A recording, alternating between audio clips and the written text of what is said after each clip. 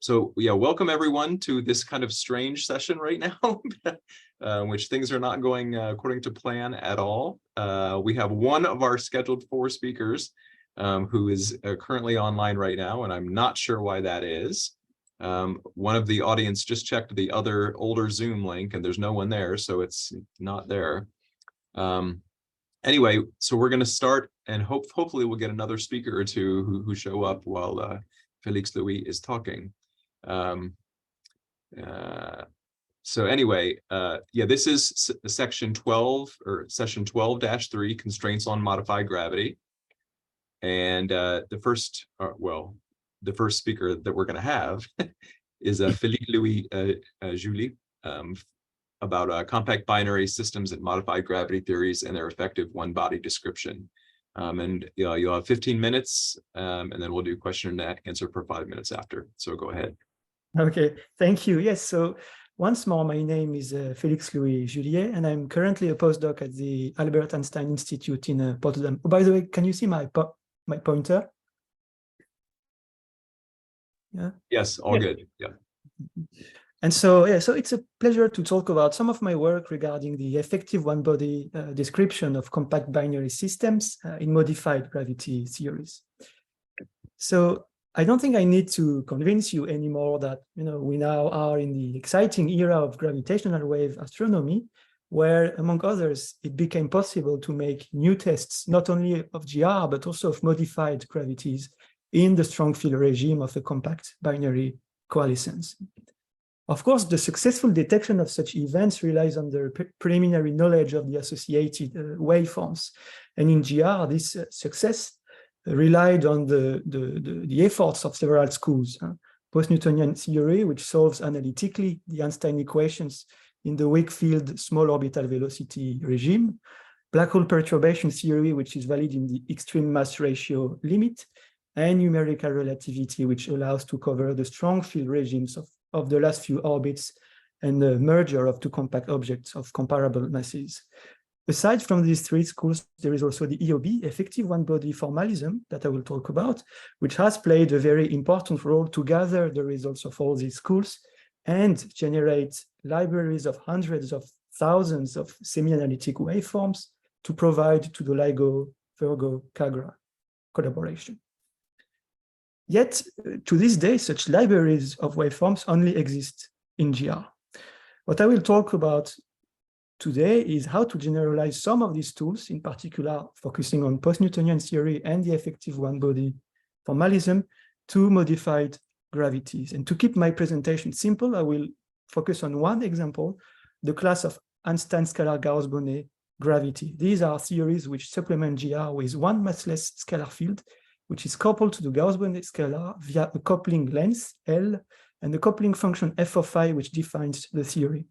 The Gauss-Bonnet scalar is this very specific quadratic combination of the Riemann and Ricci tensors, which is such that the field equations remain of second order in the derivatives of the metric and the scalar field, which these theories thus avoid Ostrogradsky ghosts. But also they have attracted a lot of interest lately because they predict hairy black holes that differ from those of GR, Schwarzschild and Kerr, by the presence of a scalar hair. In fact, there is now a very important literature on the topic to obtain either analytical solutions and numerical black hole solutions, hairy black hole solutions. So how do we do if we want to describe a coalescing binary black hole system in such scalar Gauss-Bonnet theories? Well, as you know, in GR, the starting point to describe binary black holes is to replace the black holes by point particles that follow the geodesics of the metric that they generate. You know where ds here is the interval.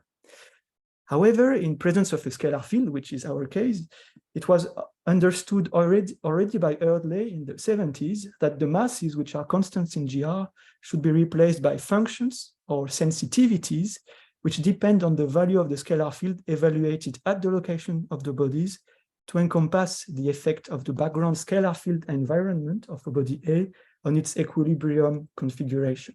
So contrary to the 2-body problem of GR for non-spinning objects, which depends only on 2 constant masses, now we have 2 mass functions, MA of phi and MB of phi. And this will be our starting point now.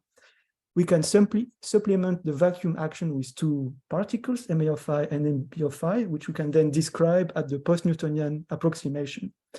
What we should do is solve the field equations iteratively in the weak field small orbital velocity limit around a flat metric background and a constant scalar field background value phi naught. Particularly, the sensitivities Ma of I and Mb of I need to be Taylor expanded around this value phi naught, since we are in the weak field regime. So of course, I'm not going to show all the technical details of the calculations, and instead I will use this moment to make a short state of the art regarding what we know on the conservative sector of the two-body problem in modified gravities.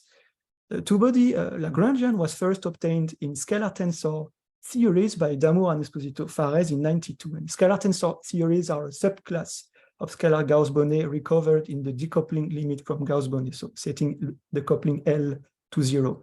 It was also obtained in Einstein-Maxwell dilaton theories by myself, which are theories that also predict black holes with hair, in fact, with scalar and vector hair.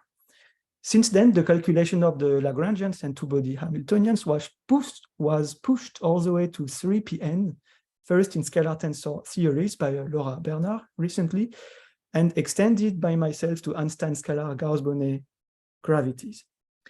So of course, I'm not going to show you all the terms of this Hamiltonian because it's actually very big, as you can see on this slide. I'm just flashing it to give you an idea of its size. At 3pn, it depends on 63 terms. I just want to mention one of the terms entering in the two-body Lagrangian, which is the so-called tail term. It's a non-local in time term. In fact, as you can see, it is an integral over the history of the source, the binary source, of the acceleration of its scalar dipole, where alpha A here is the scalar charge to mass ratio of body A. This tail term originates from the scalar field radiated away by the system, which is due to the metric background, the curved metric background, which is scattered back into the system. And it is reminiscent of the tails in GR, which are, however, driven by the quadruple, the mass quadruple of the system, which makes them enter not at 3pn, but at 4pn order. So I just want to slow down a bit here and comment on why I think scalar Gauss-Bonnet theories are so interesting to study. You see, to my knowledge, they are the only theories that we know at such a high 3pn order, while contrary to scalar tensor theories predicting hairs for black holes. And while scalar tensor theories, in this series, the black holes have no hair, they're reduced to Schwarzschild-Denker. Scalar Gauss-Bonnet theories are thus, to me, an ideal probe to model beyond GR physics in the regime of a hairy binary black hole coalescence. However, as soon as I'm talking about the regime of the coalescence, I'm referring to a regime which, by construction, a strong field regime, which by construction, the post-Newtonian formalism is not designed a priori to describe. And this is where the EOB effective-onebody formalism enters. It was actually initiated by Buonanno and Damour in '98. And in a nutshell, it consists in reducing the two-body problem that you know at some pn order to the motion of a test particle in an effective static spherically symmetric metric. And the whole game consists in determining this metric. This EOB formalism allows to define a resummation of the post-Newtonian dynamics and thus to push the evolution of the system all the way to the last few orbits and merger of your system, which is what made it instrumental to build libraries of complete waveforms to be provided to the LVK collaboration. So how do you do in practice? Well, you start from your two-body Lagrangian. So in our case, the scalar Gauss-Bonnet Lagrangian at 3pn, and then you compute the associated Hamiltonians through a Legendre transformation. Then step 2, you use the power of canonical transformations to identify your two-body Hamiltonian to the so-called EOB Hamiltonian, HEOB, which is this square root of an effective Hamiltonian HF, which in turn is the Hamiltonian describing the motion of a test mass of mass mu, the reduced mass of the system, in a static spherically symmetric metric. In Schwarzschild-Ross coordinates, this metric depends on two potentials, A and D, which you can in turn expand to the desired post-Newtonian order. So I actually showed a few years ago for the first time that the EOB formalism could be generalized to include modified gravities, first on the example of scalar Gauss-Bonnet and Einstein-Maxwell dilaton theories at 1 and 2 p.m., but also recently with my colleagues, we showed that the 3pn two-body Hamiltonian in scalar tensor theories and scalar Gauss-Bonnet theories can also be included within the EOB framework. As you can see at 3pn, there is a third potential that appears, Q here, which is the so-called post-geodesic potential, which actually also exists in GR at 3pn. In GR, this term Q1 here exists. However, you see a bunch of supplementary terms here. First of all, there is a series in the radial momentum PR, but also some logarithms. I'm not going to say more than that, but the reason why they are here is so that we can include the non-local in time tail terms. Let me now review what the result looks like. So remember, A is GTT. At Newtonian order, you see that GTT starts as 1 minus 2u, where u is GAB times the total mass of the system divided by r. So here you recognize at Newtonian level the Schwarzschild metric with mass, the total mass of the system, but where G Newton is replaced by an effective gravitational constant, GAB, which I'm showing here. GAB is what? It's 1 plus alpha A, alpha B, where, recall, alpha A was the scalar charge to mass ratio of body A. So this just reflects the linear addition of the metric and scalar interactions at Newtonian order. At 1 pn, the motion is geodesic, and you recognize the metric, which is nothing but the Eddington metric. You know, the PPN, parameterized post-Newtonian metric, which is so important to test gravity in the solar system by parameterizing some modifications of the Schwarzschild metric of the sun. Well, in a sense here, we have reduced the two-body problem of two hairy black holes into the geodesic motion of a test particle in an effective metric, which is nothing but the Eddington metric, whose Eddington parameters, beta and gamma, are just complicated combinations of the coefficients of the two-body Lagrangian. At 2 pn, all the information of the two-body problem boils down to adding only two coefficients in the EOB potentials. Again, I'm just quickly showing them here. They are complicated combinations of the parameters of the two-body Lagrangian. And finally, at 3 pn, we have two more coefficients entering in GTT, including one that drives the only needed logarithmic term, remember, which is related to the inclusion of the tails. But also the potentials D and Q depend on three more coefficients, again, which I am showing here. What I would like to say here, in fact, is to insist on the simplicity of the result. If you remember the size of the two-body Hamiltonian, I could barely fit it in a slide. All the information boils down to adding into a total of 10 non-zero coefficients, which modify the EOB Hamiltonian of GR. And again, by construction, this modified EOB Hamiltonian is canonically equivalent to the two-body problem at 3 pn. But we can do even better. And this is my last slide before the conclusion, because in fact, the EOB, as I said, formalism defines a resummation of the post-Newtonian information, which allows you then to explore the strong field regime of the last few orbits before plunge. What I'm showing here is the orbital frequency of the system when it reaches the ISCO, the last stable orbit defined by the EOB metric. So it's really the frequency of the orbital frequency just when the system is about to plunge. You see here the example of an equal mass black hole binary system, hairy black hole binary in a shift symmetric scalar Gauss-Bonnet model. The y-axis is the orbital frequency and the x-axis is the Gauss-Bonnet coupling L to the power 4. When L is equal to 0, we are back to the scalar tensor limit in which black holes have no hair. So we actually are looking at a binary system of two Schwarzschild black holes, so we recover the values of GR here consistently. But if I switch on the value of L and I increase it, I am switching on the hair of the black holes, and we see the influence that it has on the orbital frequency of the system at its ISCO.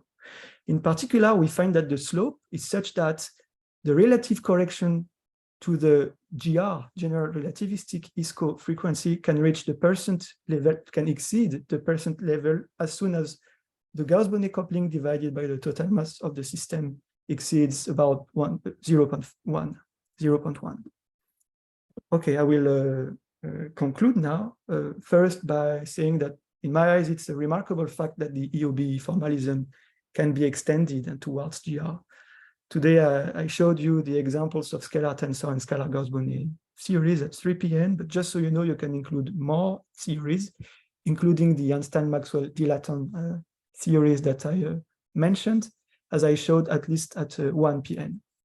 All this motivates the idea of really trying to gather as many modified gravity series as possible within this unifying EOB formalism, and in the future one could see what one could think of including Galilean or Horndeski theories, which also predict hairy black holes.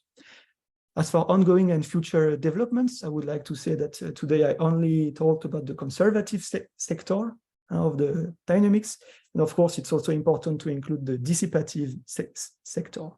I already did it at -1 and 0 pn relative to the quadrupolar order, but in the future it will be important to include higher pn orders, which are already available in such a series, at least at 1.5 pn.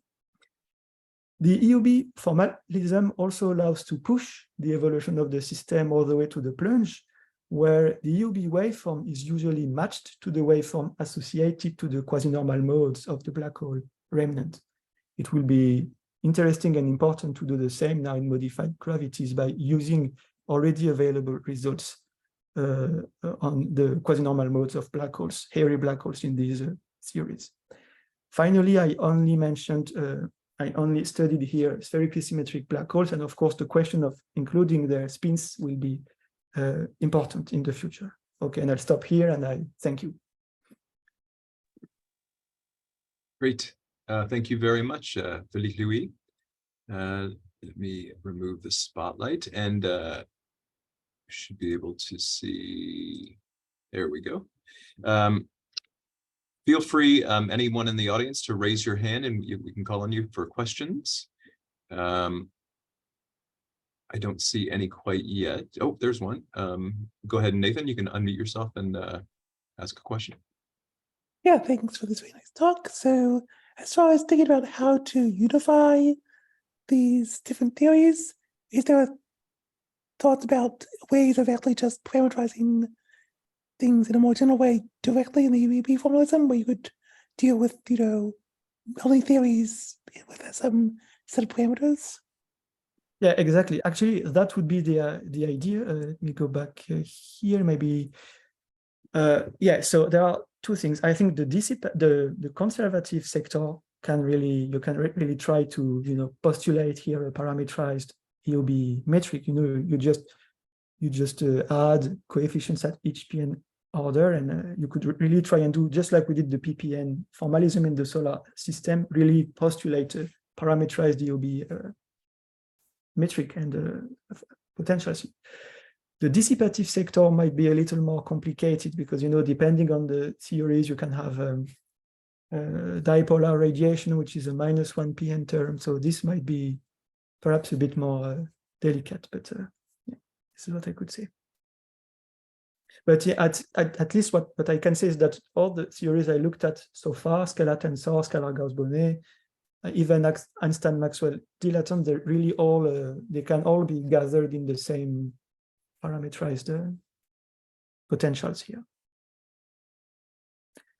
Yeah, and also maybe one last point. In fact, depending on the Hamiltonian that you start from, if you want to be able to map it into an EOB Hamiltonian like this, the two-body Hamiltonian actually needs to satisfy some constraints, which are of course satisfied by GR. So far, I also found that they were satisfied in scalar tensor and scalar Gauss-Bonnet series, but it turns out that in presence of a vector field, like in Einstein-Maxwell dilaton series, I already know that there are some constraints that appear at 2 pn which are not satisfied by these series due to the presence of the vector. So here there might be some open questions. Great, thanks for that. I don't see any other questions as of right now. We have time for maybe one more quick one if anyone has one. All right, I guess not. All right, well, thank you very much, Félix-Louis. That was a very nice talk. And we now have Carlos, are you there? I see that you've shown. Yes, Excellent. I'm here. So our next Okay. speaker is Carlos Frajuca, gravitational wave in a scenario of non-conservative gravity. So go ahead, Carlos. Okay, thank you for the introduction, Scotty. I'm going to show my work for you, gravitational waves in a scenario of non-conservative gravity. My work with my collaborators, Matheus Jatkoske Lazo and Matheus Silva Colmenero de Oliveira, who are from the Rio Grande Federal University in FURG in Rio Grande, Brazil. The present work is an action principle to formulate Lagrangian densities for non-conservative fields. In particular, from Lagrangian dependency linearity on the action, then the generalized Einstein field equations for non-conservative gravity are found there, and their consequences for gravitational waves are analyzed. The non-conservative part of the field equations depend on constant cosmological 4 vector. Depending on this 4 vector, the theory displays damped or amplified gravitational waves and in an accelerating universe. Use the experimental values for the accelerated universe, the value for the damped amplified gravitational waves are found and analyzed. The outline, first we're going to show something, just a reminder of the classical action principle.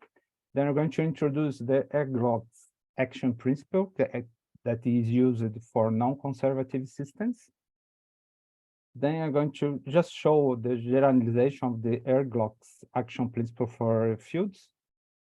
Then we're going to find the Einstein-Herzog field equations that are the field engaging equations using the Erglot's action principle. Then we're going to find and analyze the gravitational wave solutions, and then we're going to show the conclusions.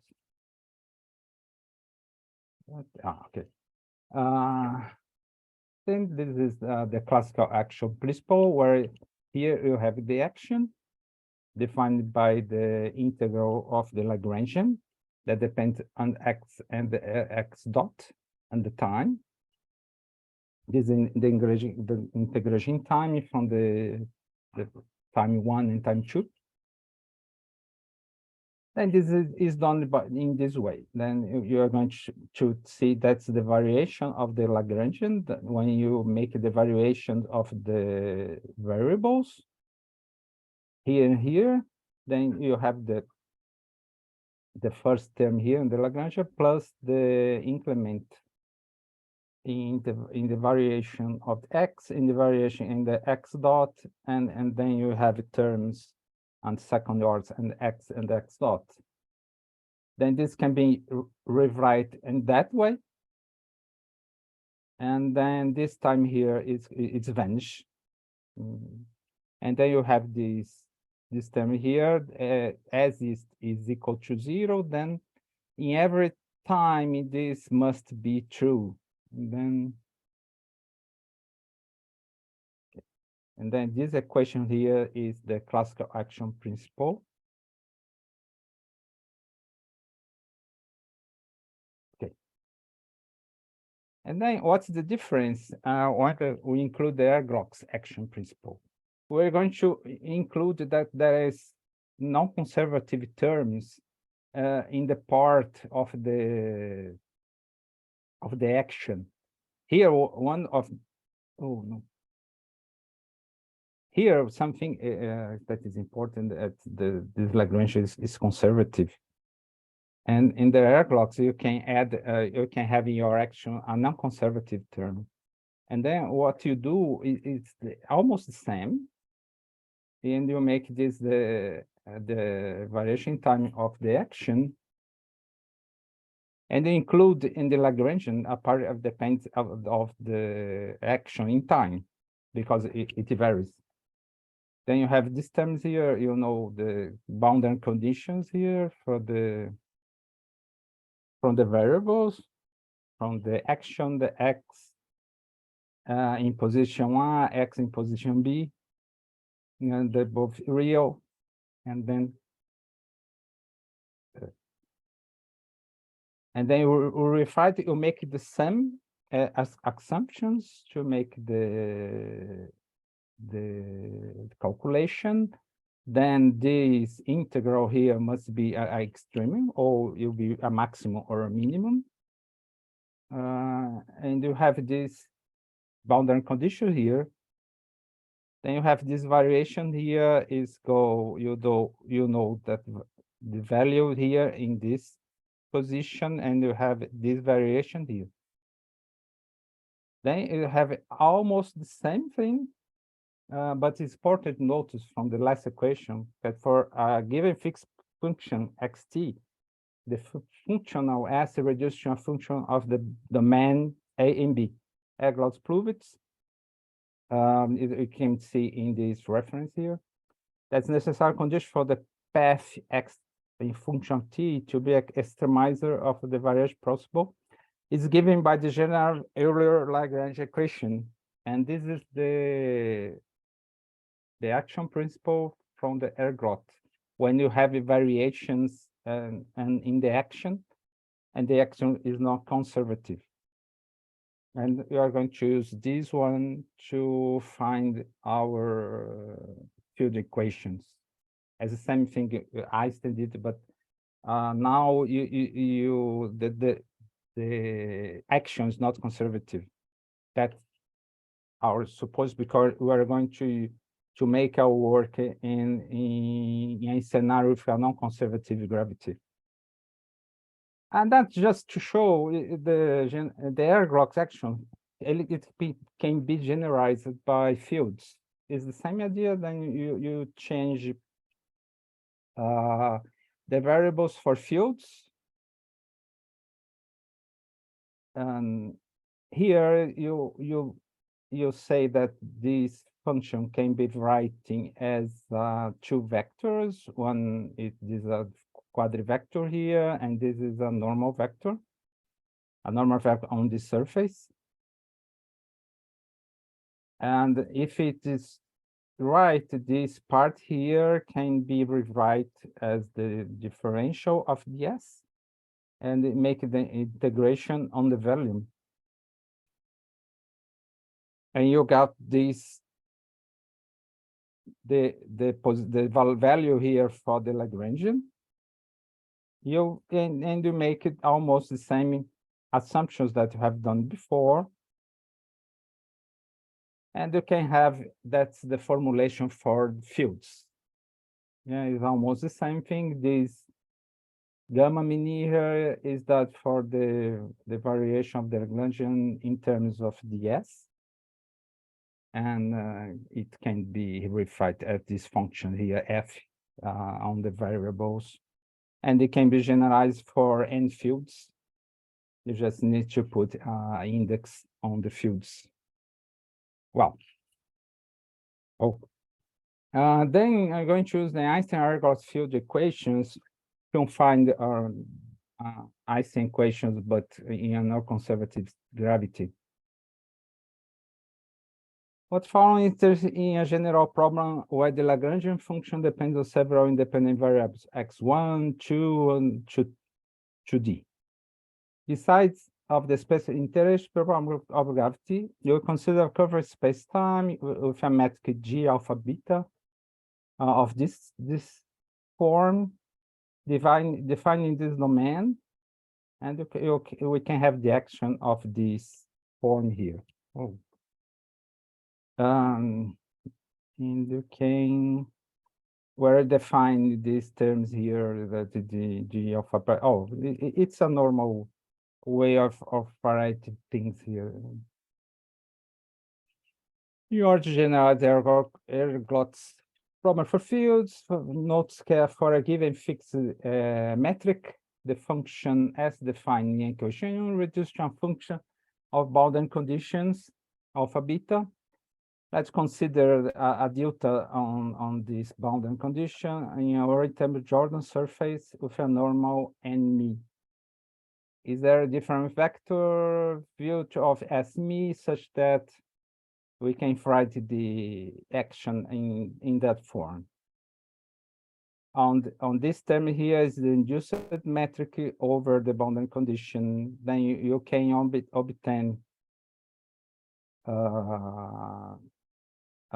evaluate the function here, and you can rewrite that in this way, and it can be defined on that place, on that form.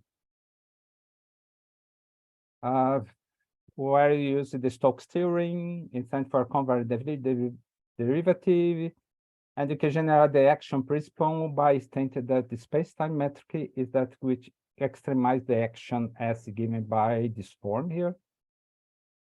X me pertains to omega, and the action can be written in this form. A Gemini is fixed.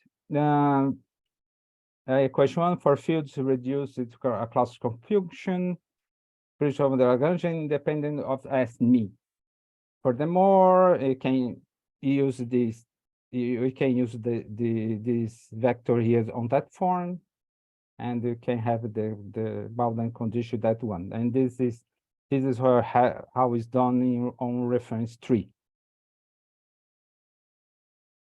For the gravity field, the Lagrangian we propose it is given by this metric here. The Lagrangian is the part of the metric, the matter, plus the part of the fields.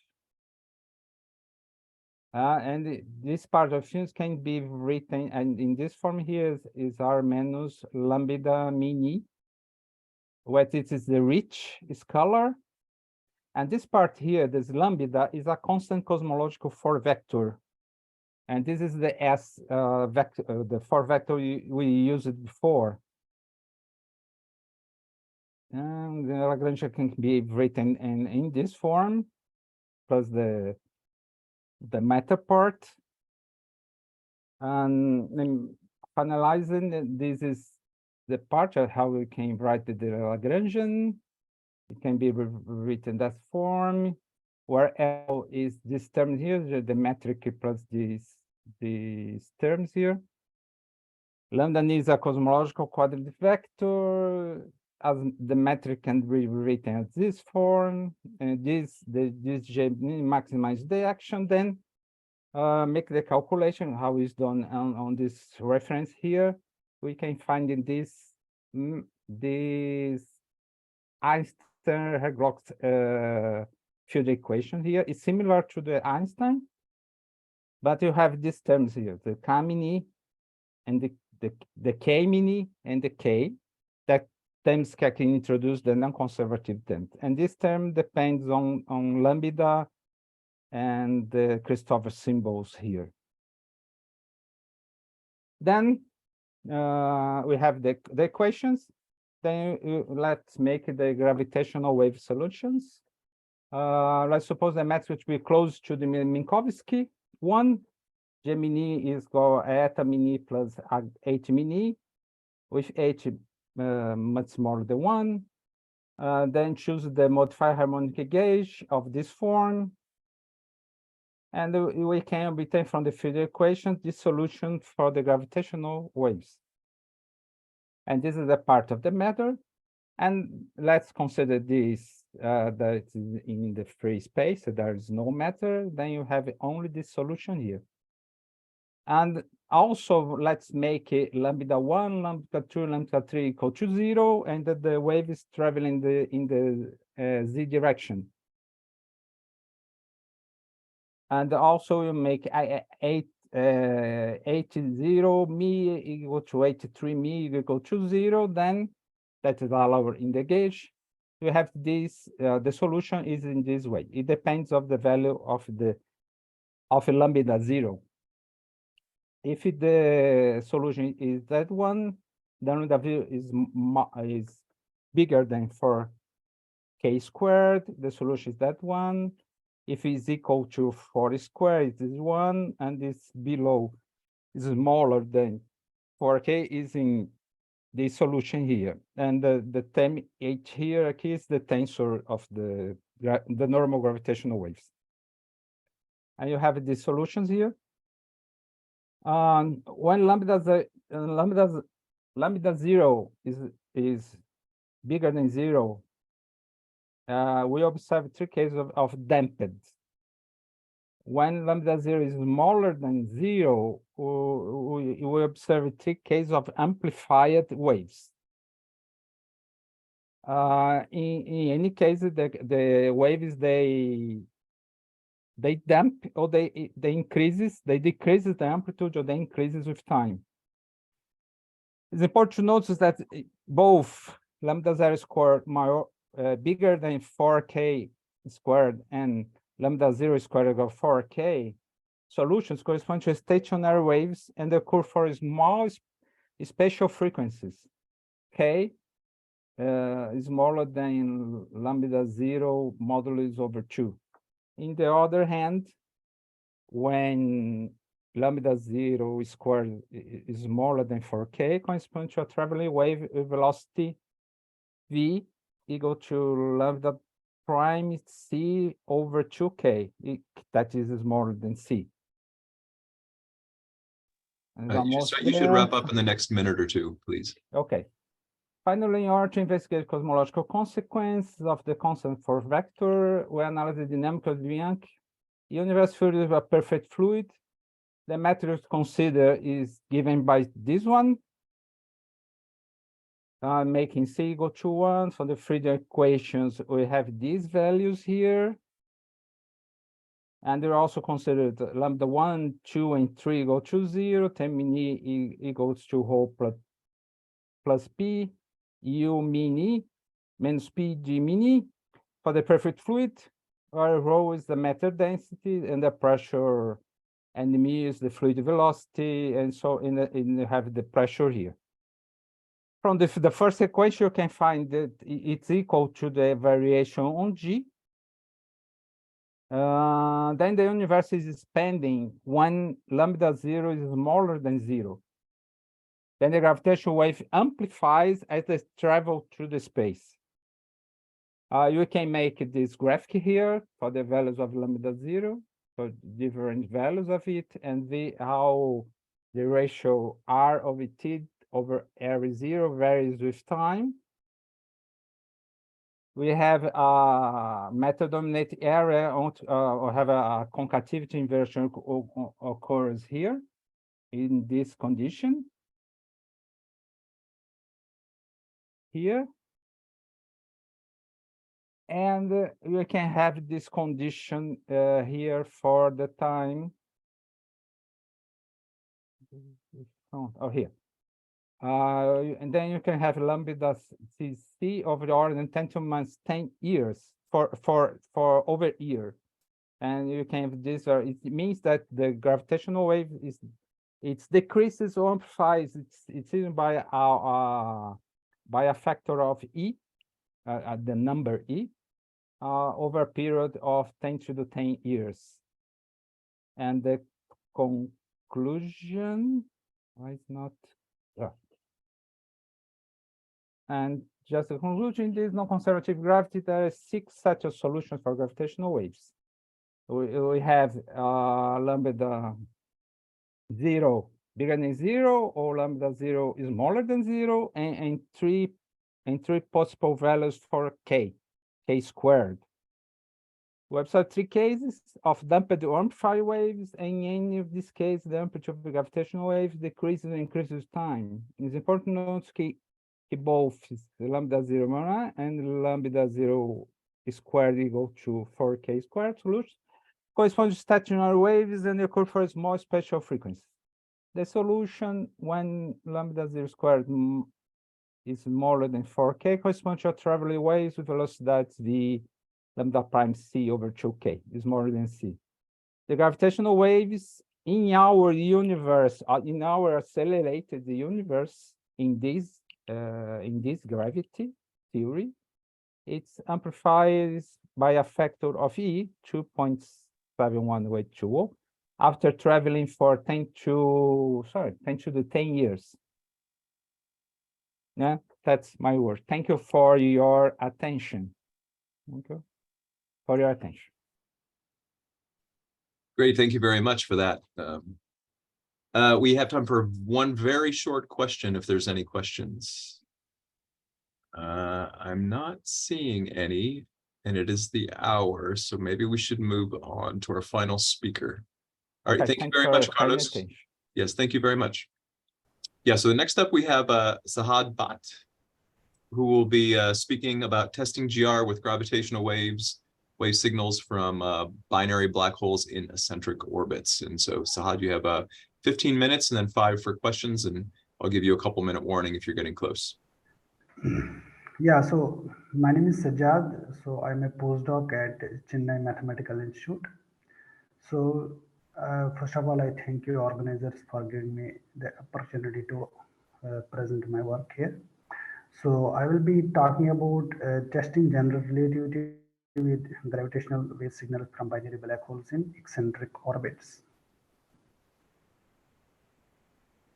This work is done in collaboration with these people like Pankaj Saini, Chinmay, Marc, Arun and Chandra Kant Mishra.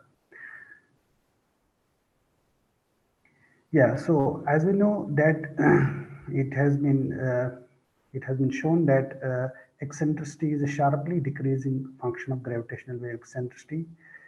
So if we have a very high eccentricity close to 1 at, for example, a frequency of 10 to the minus 2, so as the binary emits gravitational waves and loses its energy and angular momentum, so it sharply reduces its eccentricity, and by the time we reach around 10 hertz, we already see there is a eccentricity decrease by 2 orders of magnitude. So the dependence of eccentricity on frequency is given by this relation. So since eccentricity is sharply decreasing function of gravitational wave frequency, so currently LIGO work will imply quasi-circular waveform for parameter estimation as well as testing GR, so which looks quite plausible.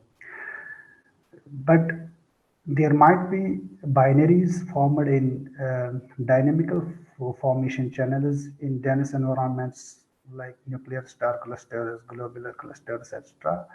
And these binaries do not have enough time to shed off their eccentricity by the time they reach the ground-based detectors. So we might have some residual eccentricity in the ground-based detectors. And we already have some weak evidence for eccentricity in a subset of GWTC3 events. So in order to perform robust tests of GR, we should account for eccentricity in the waveform model in order to avoid false claim of violation of GR.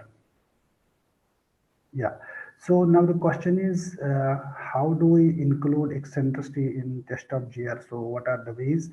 So first, the first natural and simplest way to test the GR using the gravitational wave signals from eccentric binaries is to just extend the already circular null parameterized tests where the deviations are introduced in the gravitational wave phasing coefficients in the eccentric phase. So when you have the circular binaries, you have the apart from the circular part of phase, you have eccentric part of the phase. You can introduce deviations with these fractional dimensional deviations in the phasing coefficients in the eccentric path as you do in the circular part.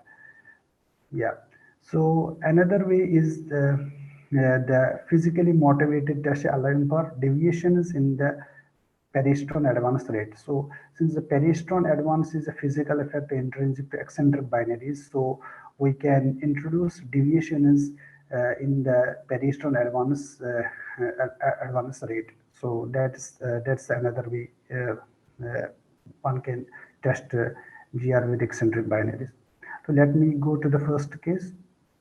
So how we do the first, as I already said, so we extend the null parameterized test in the circular phase to the eccentric phase. So we introduce deviations in the PN phasing coefficients in the eccentric part of the phase apart from the circular part.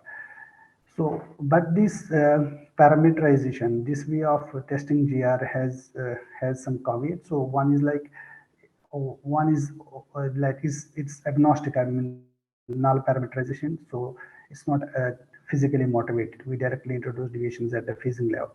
So another thing is that there is a large parameter space. So you have nearly 15 deviation parameters as a whole in the total phasing, which includes both eccentric and circular part of the phase. So once if you perform the test sub GR with such a large parameter space, you will have quite weak, weaker bounds on the deviation parameter. So that's a caveat. So how do we do this? So this is the frequency domain waveform in the stationary phase approximation. So as AFF is the amplitude and psi f, the circular is the phasing in the circular part. So how do we deform this phasing in the circular part? We introduce deviation parameters in this phasing coefficient, which like both in the non-logarithmic and logarithmic terms.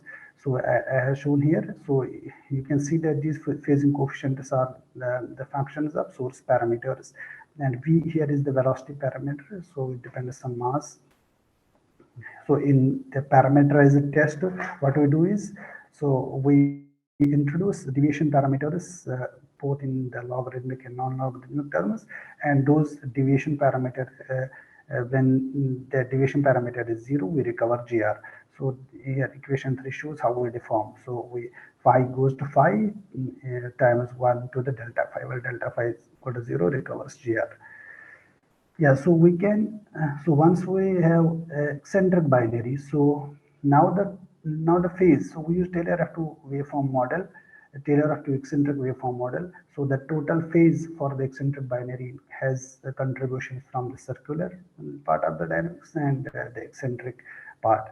And the structure of this the eccentric part of eccentric phasing correction looks like this as shown in this equation here.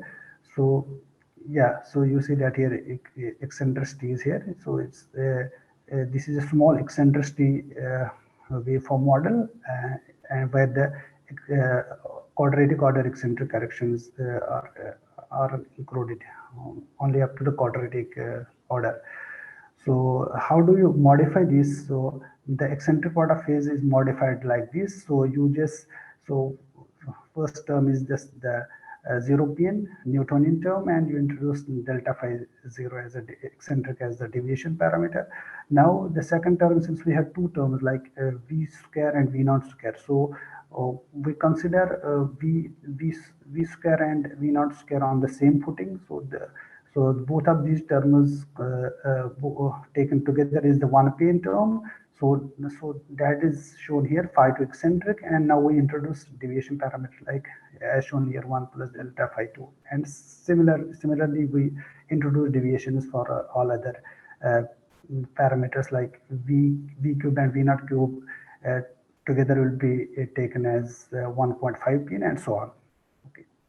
So V naught is the F naught is here the reference frequency, and E naught is the corresponding reference eccentricity. And this framework is valid in the small eccentricity limit. Yeah, so now we using this parameterization, we estimate the parameters, or we estimate the bounds on these deformation parameters using the Fisher information framework as shown. So our parameter space is given here in equation 7. So the parameter we have apart from the source parameters including time and phase of collisions, masses, spinors, eccentricity, and then we have deformation in the circular and deformations in the eccentric part. In total, we have 15 non-GR deviation parameters. So since the parameter space is quite large, the simplest thing one can do is just, either perform one parameter or two parameter test. So by one parameter, I mean that you can take the source parameters, up to this log natural eccentricity, and consider one deformation parameter from the eccentric sector at once. Or another thing is that we can perform two parameter test, like taking a pair of, apart from the source parameters, you take two deviation parameters, like of two deviation parameters of the same order, one from the circular, one from the eccentric. So that will be the two parameter test.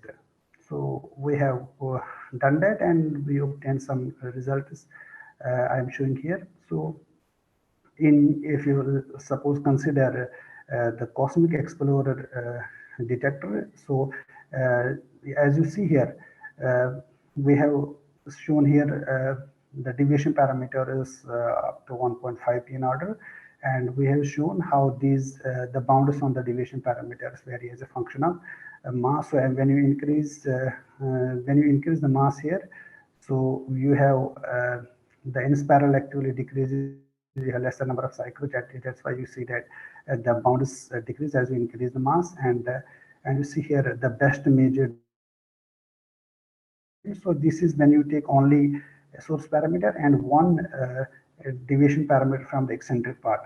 So on the right side, you see when we take one 0 pn from the eccentric and 0 pn from the circular part at once. So you will have slightly larger parameter space. That means the bounds will be quite slightly weaker compared to the one parameter, as it is very clear from the right diagram here.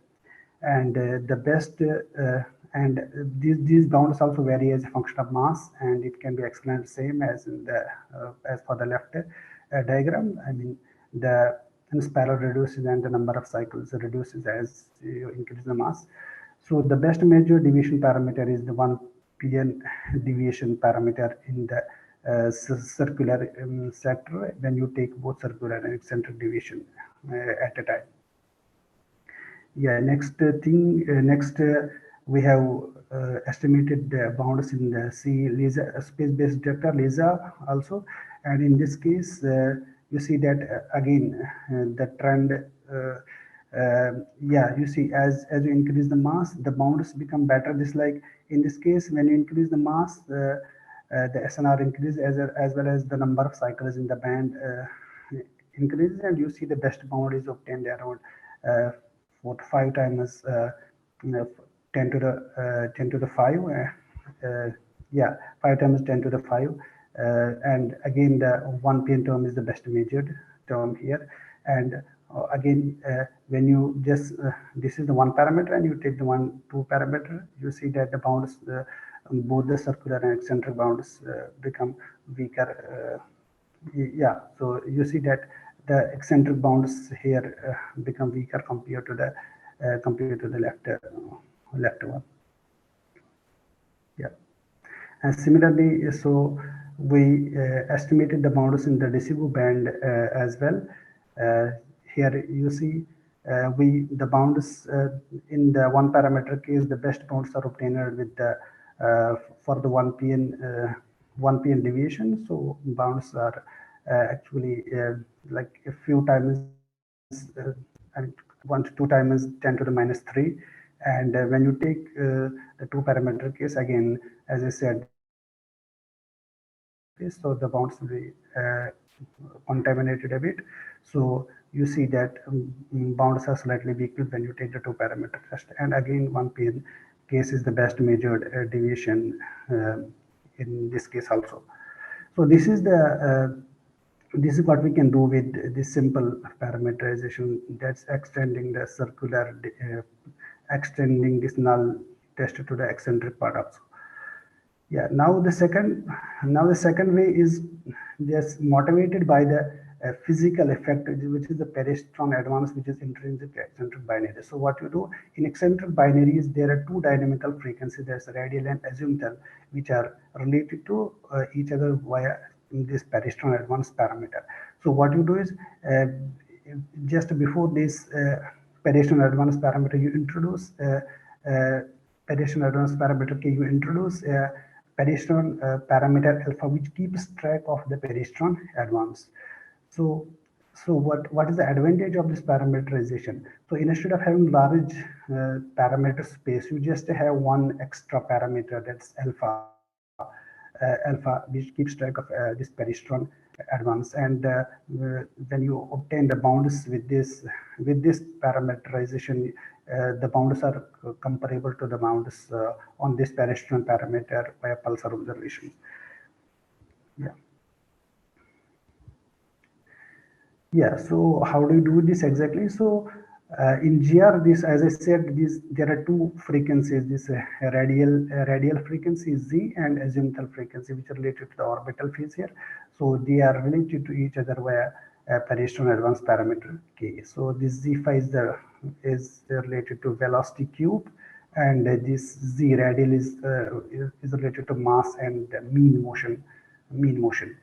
And this K can be expressed up to, 3p order, the expression is given by this equation 10. So how do we modify this? So we actually modify the relation between these two dynamical frequencies in the eccentric orbit. So we introduce a parameter alpha before this pedestrian advance parameter K. So we say that alpha gr equal to 1 recovers the gr. So gr value of this alpha parameter is equal to 1. So when alpha gr equal to 1, so we recover gr, and if it is different from 1, it's like modified case. Yeah, so with this parameterization, we estimated the bounds on this parameter in different bands. So yeah, so before this, can you try to wrap up within about 2 minutes, please? Yeah. Well, as you see, using this relation, you can see that your eccentricity evolution and the energy eccentricity evolution. You see this alpha parameter appears here in this relation. So alpha equal to 1 will give the exactly GR case, and L different from 1 is the modified case. Similarly, flux and finally you see this alpha appears in the phasing. Okay. So now this alpha, this extra parameter alpha appears in the phasing. We can estimate the bounds on this parameter. And if you see in case of LIGO, so the more is the value of the reference eccentricity, the better it is measured. So it's understandable. But on the right side, you see that the bounds become weaker as you increase the mass, just because you have lesser number of cycles, and the best bound is it's close to 10 to the minus 2 in LIGO.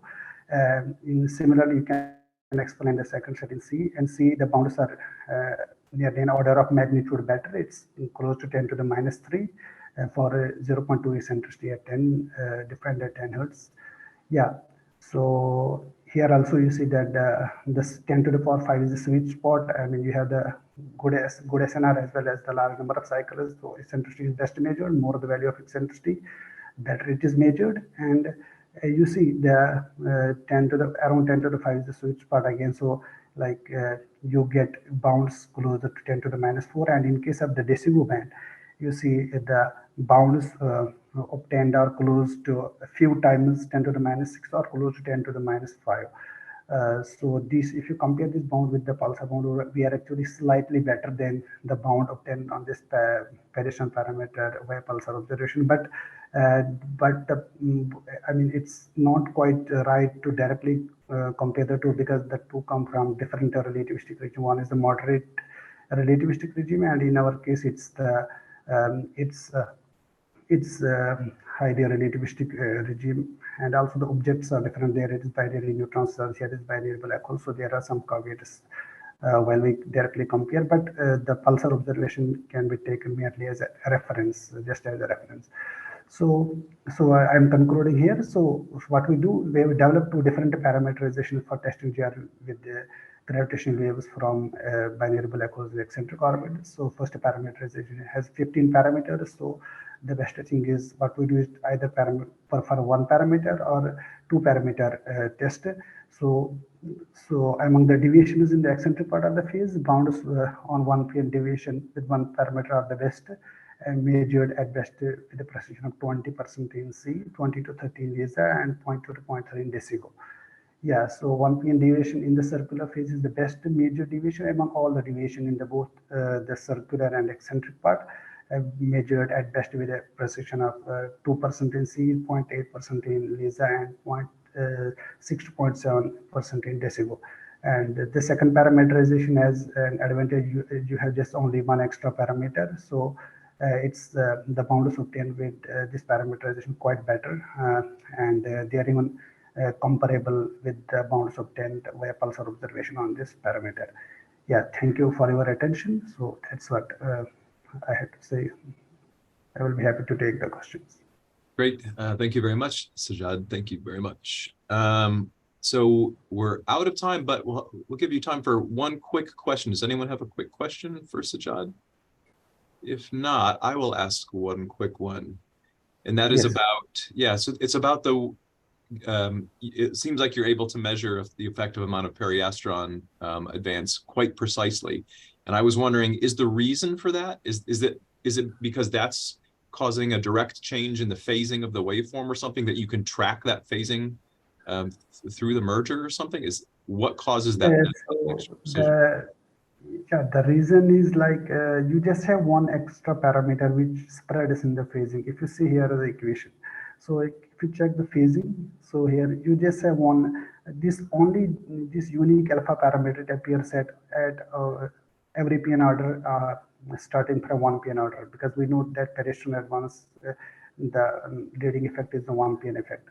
So if you see that this alpha is appearing at different PN orders throughout the phases, that helps us in breaking the degeneracies with the other source parameters.